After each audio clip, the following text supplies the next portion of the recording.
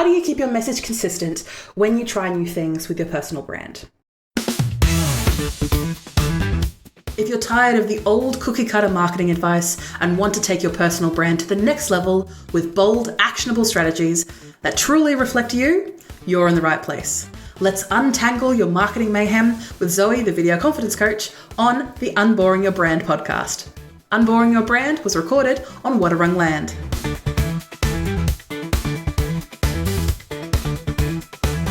Trying new things with your personal brand is great until you confuse your audience with how much they have no idea what you actually do, or the message becomes so diluted that it's very hard to understand what you stand for and who the right person is that you cater to, but also who they can send your way. So one day you might be sharing expert tips. The next you're on the deep side of a side quest about your new hobby. Yes, it can be fun. I do not blame you at all on that front. But for your brand, maybe not. So let's go through a way that you can start experimenting with your personal brand and the areas of interest that you focus on and the projects that you focus on without losing your brand identity. Because it's how you stay consistent while also keeping things fresh that will mean that people will stick by you and consistently refer you to potential clients, the right type of people, and ultimately you grow your audience. So we'll start off with a couple of steps here. We've got 3 steps. We have to lock in your core message. Step 2, create content pillars to stay focused. And step 3, test new ideas without confusing your audience. Now, of course, everything that I'm going to touch on is what I do with my clients, with my various projects that I run, all my various services that I run for my clients. This one is specifically my Glow and Grow people. So everyone who's gone through my Glow and Grow sessions will know how this process works. But essentially what I'm going to go through with you today, and I'm going to provide you a little bit of context on how this community question came up, was I was working with someone who was very much, I'm trying to say this without giving everything away because of course this is private information that we spoke to. What happened is they were very much known for one part of the industry. So, for example, they worked in styling. So they worked in architecture. They were very much the go-to person when talking about a specific style of architecture and in the communities that she was a part of. And she loved doing that work and she loved focusing on that area. But then as she retired from her main career, and not exactly in retirement, but more semi-retirement, to be honest, I don't think she can actually retire. I don't think it's even possible physically for her to do that. But she is moving to a more slowed down opportunity, but relying more on her personal brand. Now, of course, she can continue and still do a lot of projects regarding architecture, but she has other interests too, other hobbies too, that she wants to spend her time and her focus on. And because she is a pillar of this community, a lot of people are not worried for her, but she is more worried about what other people will think if she deviates at all from that really clear, solid trajectory in the architecture field. So what we did was going through these steps of being able to break down, okay, why exactly do people follow you? Your personal brand, whether you realize it or not, exists. You have a personal brand. And some people don't go their entire lives without really thinking about their reputation or how people perceive them because maybe it's just not a priority for them. And that's perfectly fine. But you're listening to the Video Confidence Coach, and my focus is marketing and personal branding. So methinks that you want to focus on your personal branding, on how to grow your personal brand, as well as how to maybe pivot or change your personal brand. So that's what we're going to touch on today in the community question. So step 1 is locking in your core message. So your brand, so be it a small business, be it a personal brand, or a combination of the two, your brand is the one big idea behind everything you create. It's what you want to be known for. So for someone like the example I showed you before, yes, she is in architecture, but she wants to be known as when focusing on eco styling, on not just the architecture, so the actual building and layout of a space, but making sure that it's energy efficient, making sure that the materials that you use are friendly both to the planet and to you as the person living in the space. She wants to make sure that she's not building these or designing these large houses that no possible one person could use. But also she wants to be able to focus on the other materials in the home, to be able to focus on styling or interior decorating.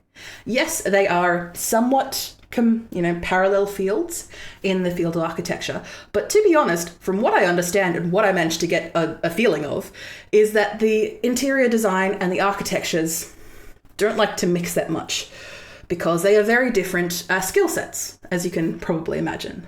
So for you, I want to think and be able to think back as to what is the big idea, what is the core message that you are focusing on with your brand. Ask yourself, what is the problem that you solve? And without all the jargon, without all the things around that may distract you from this question, what is the problem that you solve? What is your unique perspective? How does my content, so how does the way that you portray yourself both online and in person with your brand, help your audience? And the last question that I usually ask my clients is, why should your audience care? Now, usually this does feel a little bit targeting and a little bit triggering, so do not worry. I understand where you're coming from, where you feel a little bit attacked by that question.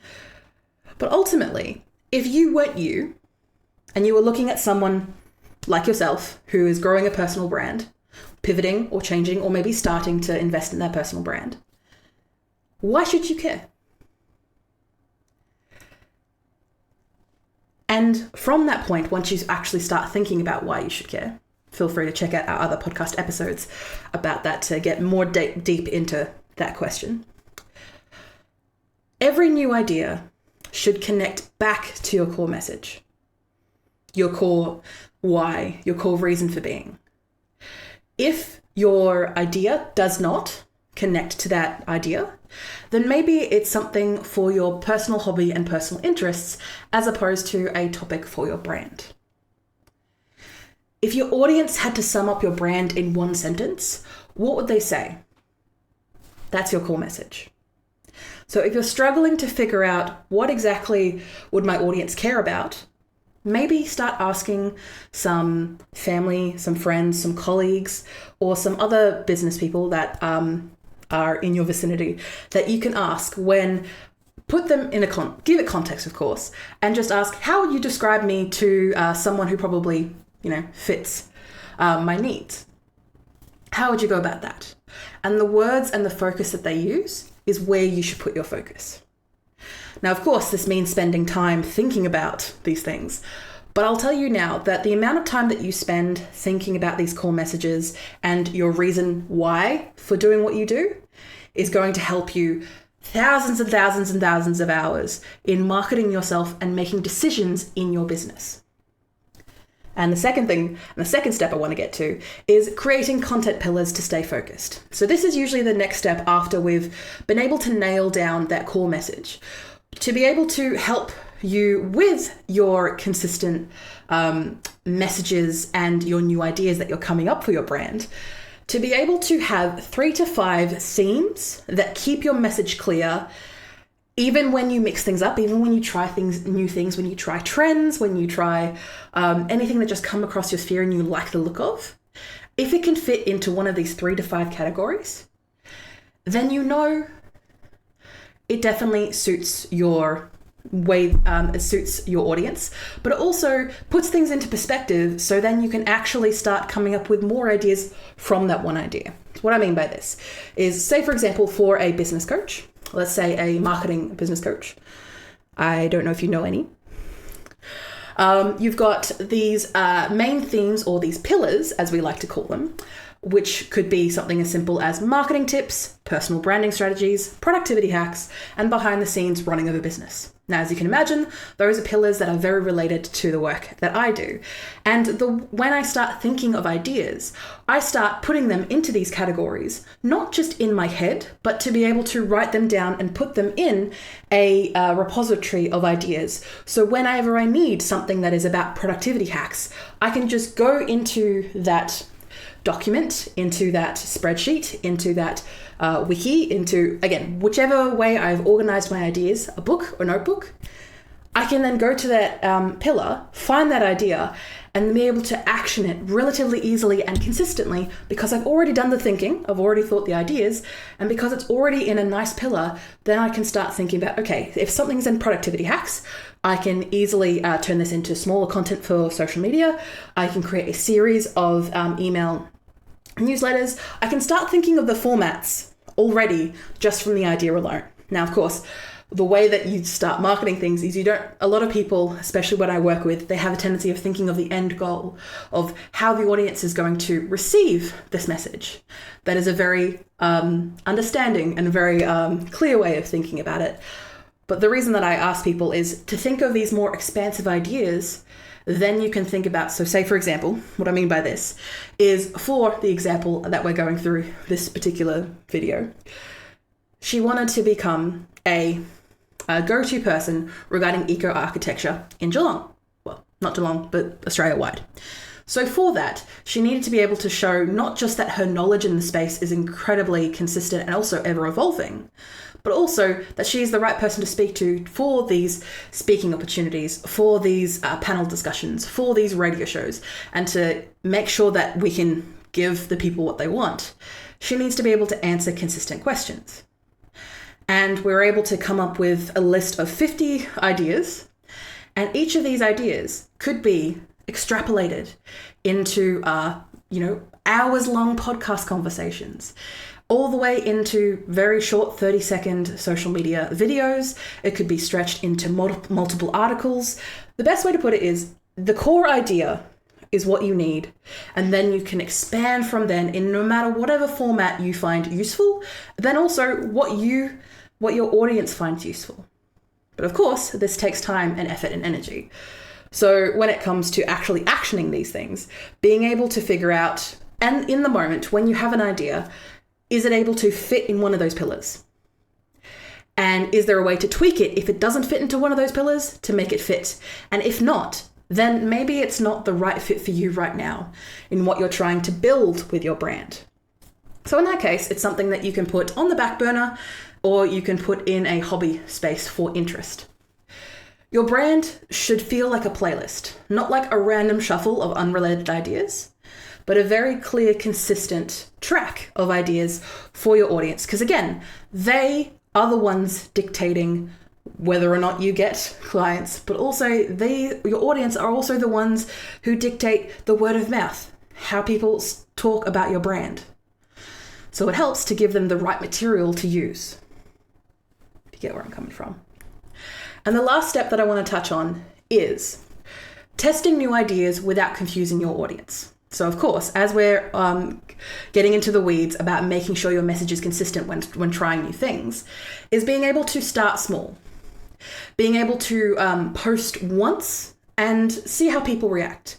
Are you going to try a new trend? Maybe it's something on TikTok or Instagram or Blue Sky that's like a trend going around. Test it out, do a one-off thing and see what your audience feels like. Are they liking it? Are they disliking it? Are they neutral? And if it's neutral, you can decide where to go from there. Make sure to test out your ideas by tying it back to a core message. So for example, for a leadership coach, let's imagine they're sharing a story of failure in their own lives. Does it make sense? For example, is something like sharing that their cat is having a birthday? Maybe not, unless their cat is a CEO. That is also a possibility. But in that opportunity, you can be able to, once we've gone through the core message and we've able to gone through those pillars, you're able to make a lot more clearer discerns between whether or not something suits your brand or not, because you can try new things while also being able to stick back to their core message. If your audience loves it, keep going. If not, no harm done. You'll see this, and now that you know this tactic for yourself, you'll start seeing other people in your industry, in the space, or maybe in complementary spaces to wherever you're focusing your work. You'll be able to see other people try this. They try new things. Maybe they post one type of post on a specific platform to see the engagement. And then once they get the thumbs up from that one platform, then they start reaching it out to every other platform. Because maybe that audience is their test audience when it comes to not just social media posts, but maybe emails, newsletters, podcasts, videos, articles. Whichever they get the best feedback on is the thing that they pursue. Your tone and your style should always stay the same because, of course, we're all bringing it back to your personal brand. Even if the topic evolves or devolves, usually in my case, that way your brand can also feel recognizable. So no matter whatever you're trying, no matter whatever new you're trying with your personal brand, it is still you at the end of the day. And honestly, that is what your audience cares about. Because they're following you, not just because you're the influencer, you're the guru, you're the king. No, they're not following you usually for that. It's because you can help them. You can solve their problem. And if you're consistent with that message, they're going to be consistent with you. My final thought before I finish off today's video is experiment but stay recognizable. Trying new things is how you grow your brand, how you grow your small business. But confusing your audience is not part of the process. Keeping your core message clear and using content pillars to be able to not just keep them on track, but to keep you on track as well when coming up with your new ideas and seeing if something fits the mold of where you want to be with your brand. Testing new ideas without going off the rails is going to help you also keep your stress levels down, as well as being able to achieve your bigger goals. So what I'm asking for you to comment in the comments below or above, wherever they happen to be, what is your new idea that you've been dying to try out? Does it fit your personal brand? And even if it doesn't fit your personal brand, will your audience mind? Will your audience care? If it's a one-off thing and you enjoy it, awesome, because again, you're testing things out. Maybe something that you will try once, your audience absolutely loves and raves about, and because you enjoyed it, you feel like doing it again and again and again and again, and you're able to both grow your audience, but also grow that connection you have with your audience. And in turn, hopefully, get the leads and get the money. Now, as you can imagine, that kind of comes with the territory of a personal brand. So I want you to go test these ideas, and don't forget who you are at the end of the day, because your personal brand is a reflection of you, and hopefully you are there to serve others. Thank you for listening or watching Unboring Your Brand. You can find detailed show notes with tools, offers, and episode transcriptions. Just click the first link in the description or go to vcc.training/podcast. Get involved and ask me anything about personal branding, video strategy, or just a friendly small business chat via my email, g'day@vcc.training. That is gday@vcc.training. The Video Confidence Coach would like to acknowledge and pay my respects to the Wadawurrung people of the Kulin Nation, the traditional custodians of the land on which I record my podcast. I pay my respects to their elders past and present. I stand with the traditional custodians of these lands in working towards a more equal future. Always was, always will be Aboriginal land. Look forward to me chatting at you next week, superstars.